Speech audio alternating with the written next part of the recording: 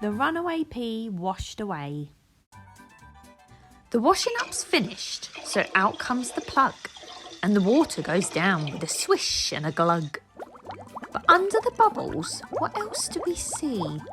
All on his own, it's a washed away pea. Round and around the pea started to spin. Faster and faster, then whoops, he fell in. Whee! Cheered the pea as he shot round the bend. Then he slid down the pipe and dropped out of the end. Into the underground drain the pea fell. It was cold, it was dark, with a curious smell. But did the pea mind all the mess and the slime? No, he was having a wonderful time. As he was drifting, enjoying the ride, a cross little spider popped up at his side. "Help me," he shouted. "I need some dry land. What use are 8 legs when there's nowhere to stand?" "Don't worry," the pea said. "Hold tight onto me. We might just be small, but we'll have fun. You'll see." But then came a whoosh, which echoed like thunder, and down crashed a big wave which ducked them both under. The little pea laughed as they tumbled about, but the spider was shouting, "We've got to get out!"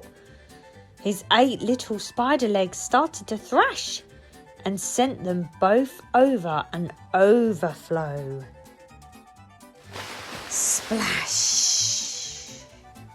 "What a nice stream," said the pea. "We're in luck. Let's stop for a rest and make friends with that duck." But the spider said, "No, that's a big hungry quack.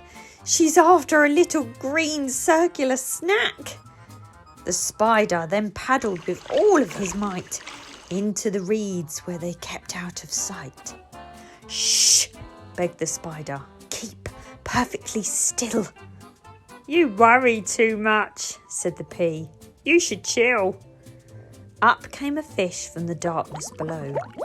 "He's friendly," the pea said. "He's saying hello."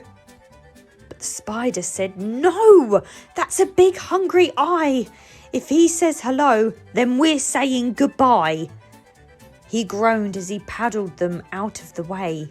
"Oh dear," said the pea. "Are you sure you're okay?"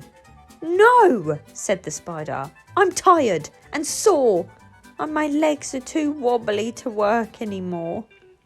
"At least we're alone, so we're safe," the pea said. Then suddenly, up popped a goggle-eyed head. "A frog!" cried the spider. "He'll eat us for tea. He'll gobble up you, then he'll gobble up me."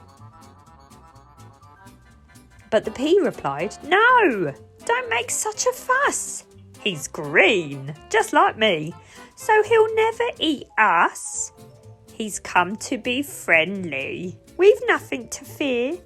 Mr. Frog, could you help us to get out of here?"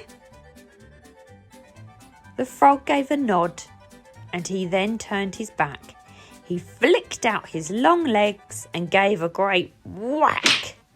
The pea and the spider went plippity-plop as they bounced on the water, unable to stop. They finally rolled to a rest on dry land. "Hooray!" said the spider. "At last I can stand. Thank you so much for your help, Mr. P. The water is no place for spiders like me." Then off ran the spider without a goodbye. As the pea watched him go, he let out a sad sigh. Tangled in cobweb and left on his own, he felt rather helpless and lost and alone. "What can I do?" the pea started to think, when Boris the dog came along for a drink. A loose bit of cobweb got caught in his hair, and the pea found himself swinging round in the air. When Boris got home, it was time for his tea. His eyes lit up and his tail waggled with glee. Snap went the cobweb. The pea was sent flying. He bounced off some plates that were washed up and drying. He pinged off the tap and he dinged off the mop. And finally, into the sink he went plop. But the washing was finished and out came the plug. And the water went down with a swish and a glug. Round and around the pea started to spin. Faster and faster, then whoops, he fell in. He shot round the bend and down into the drain. Whee! Cheered the pea. It's all started again!